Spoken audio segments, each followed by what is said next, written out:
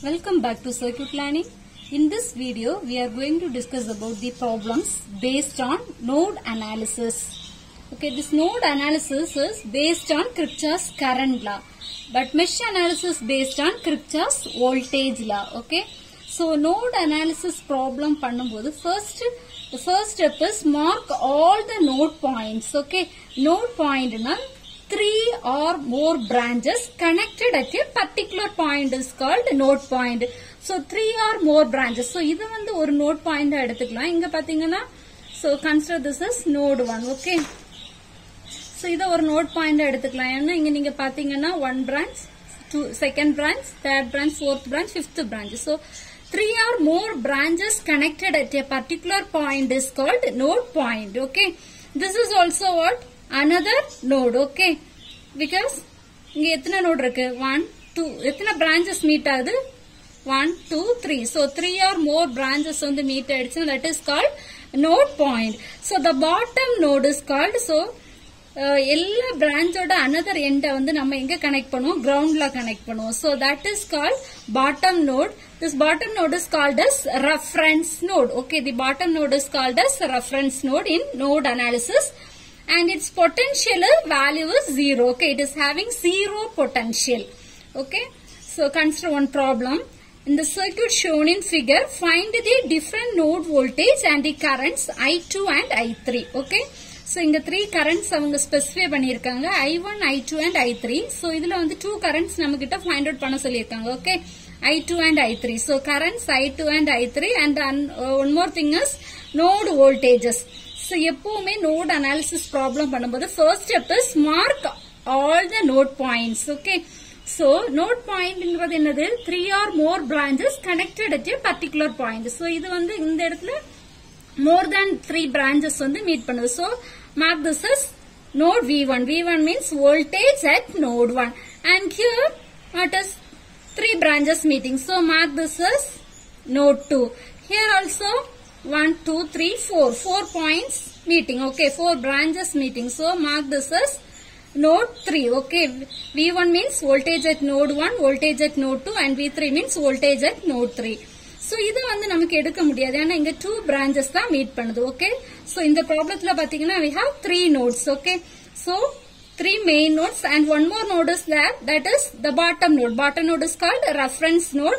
So அதோட potential value வந்து 0. Okay, so first எப்பவுமே நம்ம ப்ராப்ளத்துல வந்து என்ன பண்ணணும்னா நீங்க வந்து இந்த நோட் பாயிண்ட் அப்படியே மார்க் பண்ணிக்கோங்க. V1, V2, V3 அது அப்படியே ஒரு டாட் போட்டுக்கோங்க. சரியா? இந்த டயக்ராம் நீங்க டிரா பண்ணீங்கன்னா உங்களுக்கு ஈக்குவேஷன் வந்து எழுதுறது, அதாவது KCL அப்ளை பண்றது ரொம்ப சிம்பிளா இருக்கும்.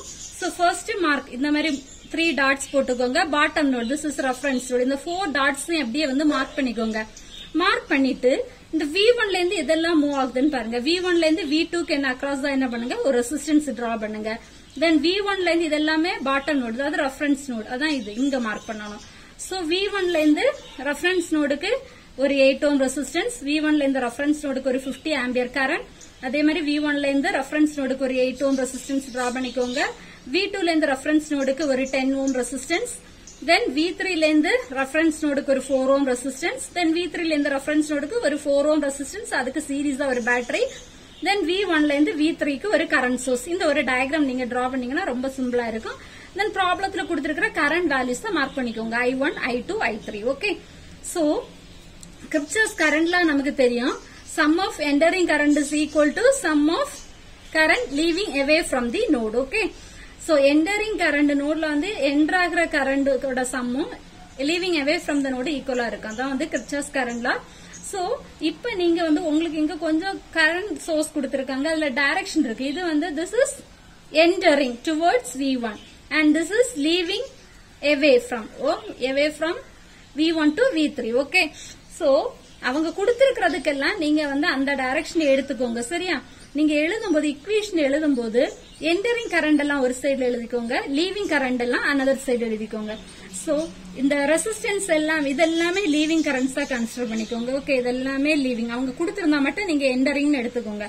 So now I am applying KCL at node 1. node 1 க்கு எழுதும்போது node 1 அப்படியே வச்சுக்கோங்க. வச்சுட்டு இதுல இருந்து எத்தனை பிரான்ச் மூவ் ஆகுதுன்னு பாத்துக்கோங்க. V1 ல இருந்து V2 க்கு ஒன்னு போகுதா, So V1 நோட்ல கன்சிடர் பண்ணும்போது இங்க இருந்தா மூவ் ஆகுது. அப்ப இதுக்கு தான் positive potential. Okay, V1 minus V2.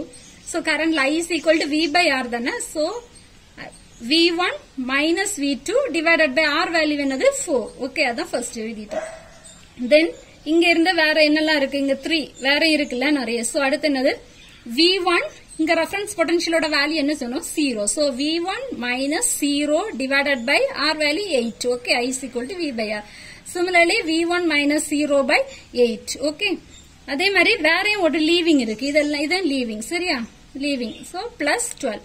ஒரே ஒரு கரண்ட் மட்டும் என்டர் ஆகுது V1 ஓடுக்கு, தட் இஸ் 15. ஓகே, சோ இது மட்டும் தான் என்டரிங் கரண்ட், மீதி எல்லாம் லீவிங் கரண்ட் ஒரு சைடு எழுதிக்கோங்க. தென் இதை சிம்பிளிஃபை பண்ணனா என்ன வரும், V1 by 4 minus V2 by 4 plus V1 by 8 plus V1 by 8 equal to 15 minus 12. So V1 terms காமனா எடுத்துக்கோங்க. So V1 3 termsல V1 இருக்கு, காமனா எடுத்துக்கிறேன். அதே மாதிரி V2 terms simplify பண்ணீங்கன்னா you will get the equation as 0.5 V1 minus 0.25 V2 equal to 3. Okay, இதே மாதிரி நோட் 2க்கு நம்ம equation எழுதுனா எப்படி எழுதலாம், நோட் 2ல வச்சுக்கோங்க. So நோட் 2ல எத்தனை branches இருக்கு, 1 2. Okay, 1 இந்த பக்கம் left side 1 2 3 branches. So first என்ன எழுதலாம் V2. So V2 ல இருந்து V2 minus V1 divided by 4. Okay, V2 தான் positive potential. So இனி V2 minus V3 by R value 2.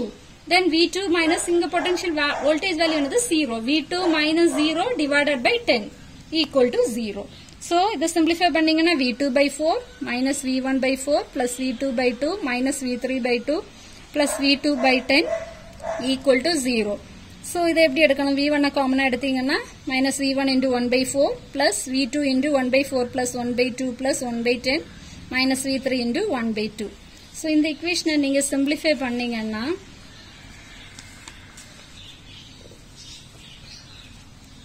உங்களுக்கு இந்த மாதிரி ஒரு equation கிடைக்கும், minus 0.25 V1 plus 0.85 V2 minus 0.5 V3 equal to 0.